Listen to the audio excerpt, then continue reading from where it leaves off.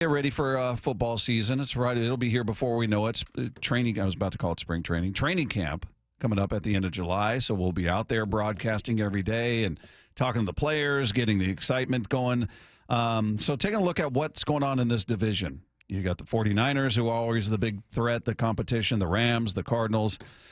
Taking a look at the Cardinals, doing a little preview on them. You did some homework last night, Dave. Yeah, so just kind of looking at, they've been kind of a weird team over the last few years, and by that you mean not very good. Right. Yeah. Exactly. And a lot of that because of Kyler Murray, really. But Jonathan Gannon's been there for a couple of years now, and the head coach. And I was just kind of looking at their numbers. They're very much like the Seahawks were last year, kind of middle of the pack as far as like offensive and defensive numbers. You know, but the one thing that stands out, I think, when you look at what they did last year, they ran the ball pretty well. They were number 7. And they had a 1,000-yard rusher in James Conner. So, and then, you know, Murray, actually, if you look at Kyler Murray, he had 1 yard less than K9 last year. So, yeah, He's a threat. I don't know. I just don't know if he's a winner, man. I mean, you look at so far he's not. You look at his stats and his record, and it's right around 500. So, but yeah, kind of interesting. I think the one thing that they did in the draft that was pretty noticeable, they had 7 draft choices this year. 6 of them were defenders. So they're really trying to get their defense going, and doesn't surprise me too much because Gannon is a defensive guy. But yeah, just trying to look at, you know, what they're good at, and they've been kind of I don't know. I feel like we've had a handle on the Rams and the Niners of kind of where they're at, and Arizona's just been sort of up and down. And yeah, it's one of those that I guess I don't count on them being a threat in the NFC West, but maybe they will be. I mean, they were 8-9 last year. The 49ers finished last, but they were riddled with injuries to every key player on that team. Right. Yeah, I don't look much like the, you know, when we talk about dominant teams, whether it was the Patriots or whether it's the Astros, there's certain teams they got to lose before I'm going to go, okay, now I buy it. They're done. That run is done. Same is true on the opposite end for me with the Cardinals. They got to go through and have a great season for me to believe that they're anything but what they've been. Yeah, they can beat you. They're going to win games. They won 8 games last year. But in terms of being an elite team, a good team, they're just, I don't know if it's all Kyler. I don't know if it's the philosophy. I don't know if it's the ownership. Maybe it's a little mix of everything. But they're going to have to win before I buy them as a legit threat. Again, acknowledging they could come up here and beat the Seahawks. Seahawks have not been a good home team. Right. Seahawks were great on the road last year. Not good at all at home. So very easily they could lose to this team. But having said that, I still don't look at the Arizona Cardinals at this point and go, oh, man, rest of the league better watch out because this is a team that can do some damage. Yeah, I don't think they are. No, I agree with you. And then you look at Kyler Murray. I mean, he was actually 69% completion percentage, and you know their pass game was kind of middle of the road. But yeah, I feel like he's a guy that if he's on the right track, he can beat you. But another guy, I think that, you know, a couple of things as far as their receivers go. Trey McBride, their tight end, that guy's really good. I mean, he only scored a couple of touchdowns, but he had 1,200 yards, and you know he was the number 1 target.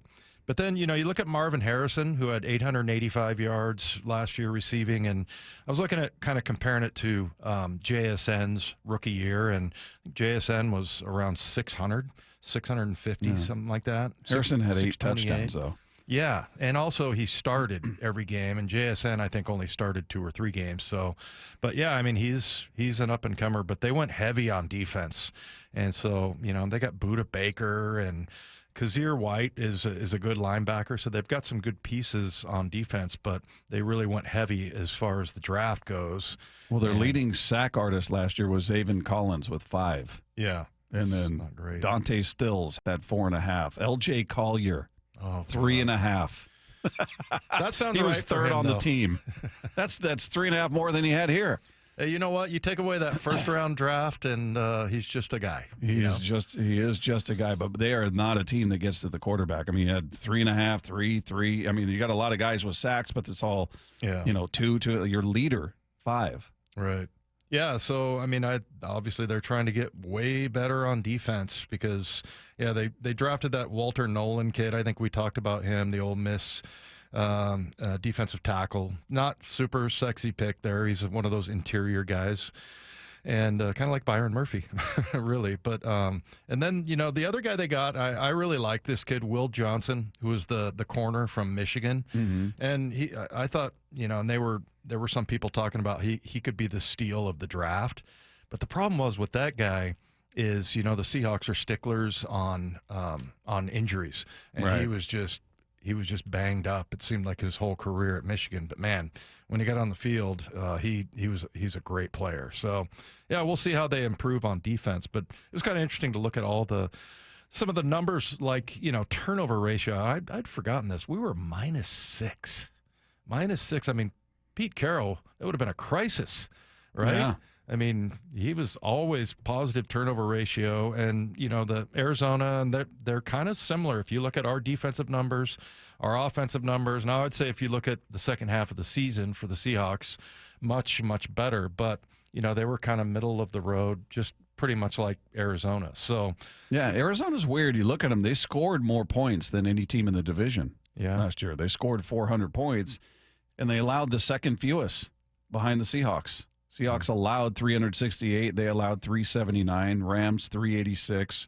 Niners 436. So scored a lot. They scored more than any in the division. Allowed the second fewest. Yet they're 8-9. Yeah. Well, and remember that point, and this was like going back 3, 4, 5 years ago, where they owned us up here. Yeah. They would come up here and win regularly. So Yeah. Another one when didn't matter if they were terrible or not, they were a problem. Right. Like the Rams for years. Exactly. So I don't know. Maybe I'm not giving enough credit to the Cardinals, but I need to see it to believe it with them. We can look at them on paper and go, oh, this guy's good. Oh, look at this guy. I'd love to have this guy. And certainly every team's got talent, regardless of how the season turns out. But there's a lot of show me with that team. I need to see it.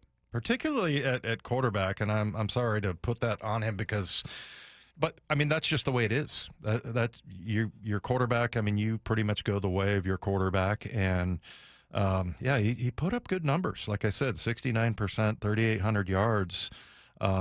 He did throw the 11 picks, and then you look at what he does with his feet. I mean, he averages 7 yards every time he scrambles, or they have a designed run on some of those, and. Yeah, I mean, he's got all the numbers except for leading his team, really. And I don't think he's a great leader, just from what I've seen from, what we hear during the offseason, and then having to have the verbiage written into his contract that he spends more time looking at film. Is that the most damning piece of news to ever come out about a player?